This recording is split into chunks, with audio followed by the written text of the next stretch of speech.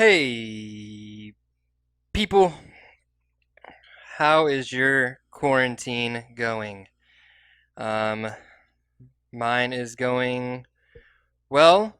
It's been a month since our last episode, and that's because I haven't done shit.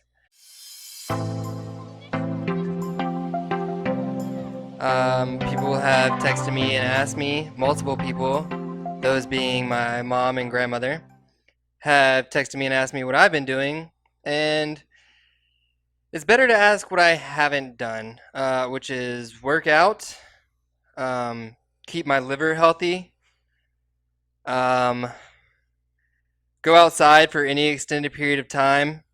I'm like a vampire, but if blood was alcohol. That's kind of how my quarantine has gone. I have been on video games a lot more. I've gotten a lot better.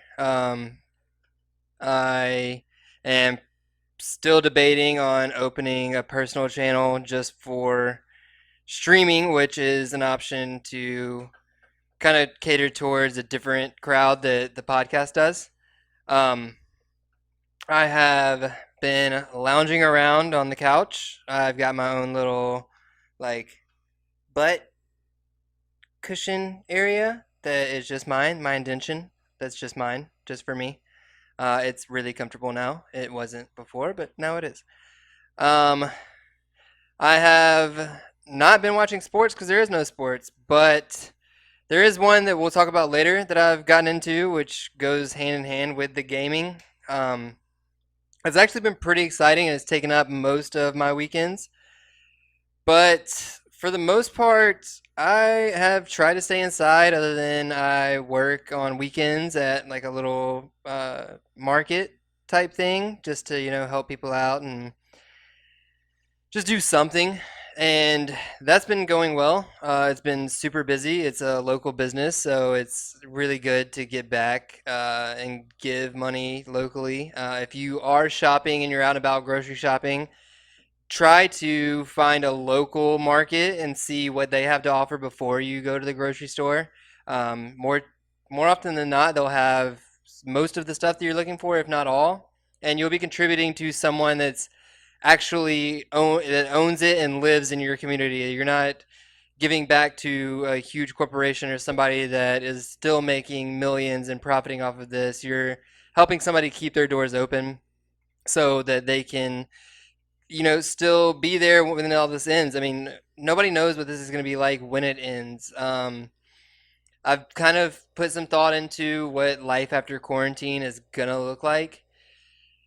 And I think that social distancing maintains and it stays the way that it is for a little while. I think that the capacities of your restaurants, your movie theaters, anywhere where a lot of people are going to be gathering is going to drastically change. You're going to have a lot of space in between you, which to me is not a bad thing. I know that right now I hate movie theaters, especially out here in Southern California, because I feel like every time I go to one, I get stuck next to the people that talk the most loudly to each other.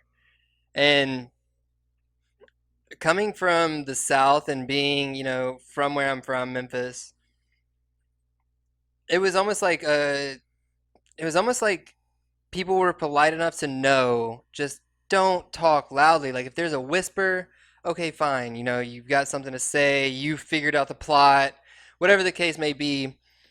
Don't talk full volume at a movie theater. And it seems like out here nobody grasps that concept.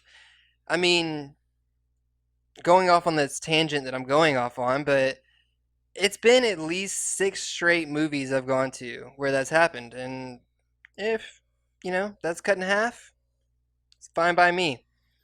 Um, Traffic is going to be a lot different still, I think, especially in big cities, Atlanta, LA, New York.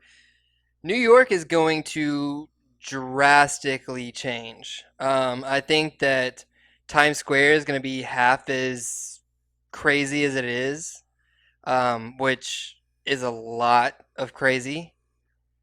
Venice Beach is going to be almost dwindled down to really nothing. I mean, there's still going to be those white people that like just have to go out and experience it, but you're not going to see half of the stuff that you see. I mean, it's going to be overrun with homeless at this point.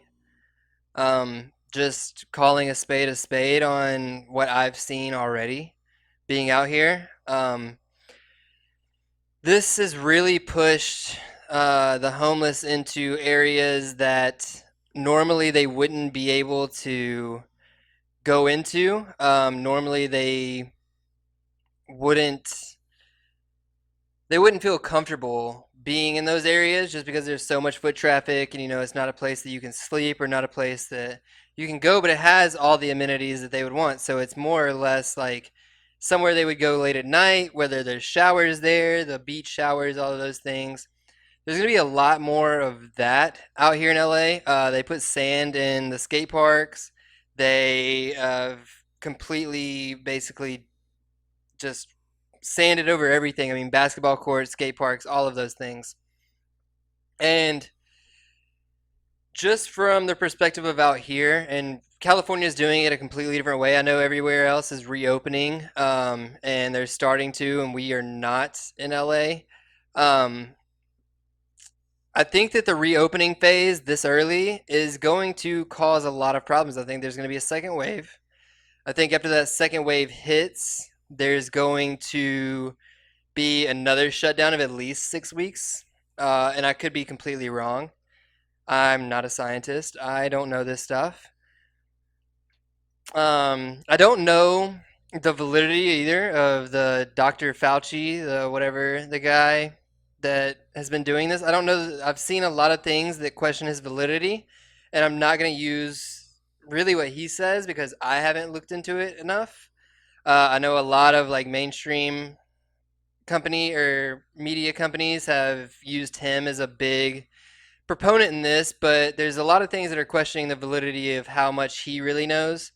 So again, I mean, if you are interested in it, look into, not only what he's found and what his findings are, but I mean, look into other things based around the CDC.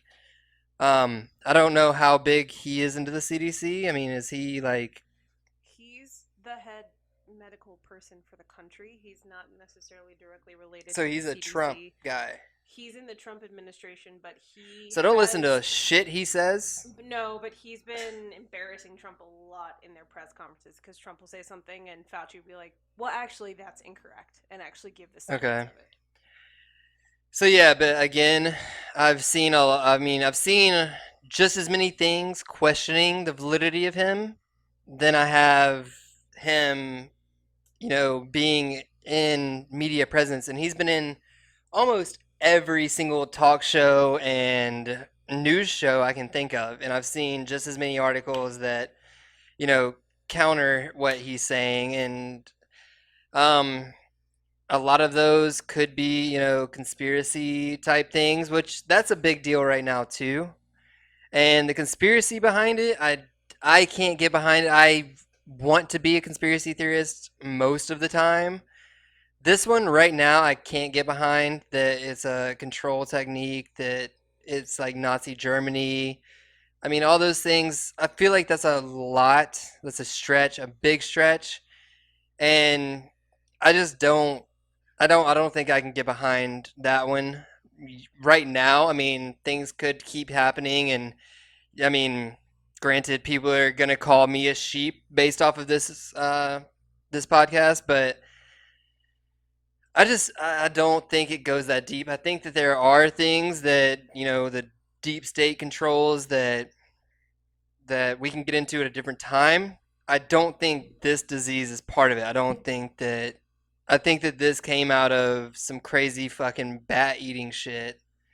And now we're living in a time where we experienced a disease that was the worst case scenario for anybody. I mean, there's doctors out there that have said the worst possible thing in TED Talks before. I mean, Bill Gates, which he's a big controversy right now too. So I'm not gonna really bring him up into it, but in his TED Talk and in multiple doctors' TED Talks, they talked about the fact that the worst possible thing that could happen is a respiratory disease that can stay on surfaces. And that's exactly what this is. But I mean, I don't know. I don't think that it was a planned pandemic. I don't think it was a plandemic. Um, as people have now coined that. But I don't know. I mean, if you think differently, send me some links, put some links in the comments below and let us know what, you've seen or what you've experienced. And we can go from there and I'll research it. I mean, I will look at comments, I'll look at everything that's sent to me, and we can go from there. And my next episode might be a completely different thought process, but as of right now, I just don't see it like that. And I don't know. I mean, the world after this is going to be really weird, really different. And I don't really know if, like, having a rebellious attitude towards it is the right thing to do, or if just kind of waiting, listening, and learning yourself is the right way to go. And that's kind of my position on it. So if you think differently or you have seen something, again, leave it in the comments below. I'll read it, I'll research it, and we'll talk about it next time. That's really all I have to say.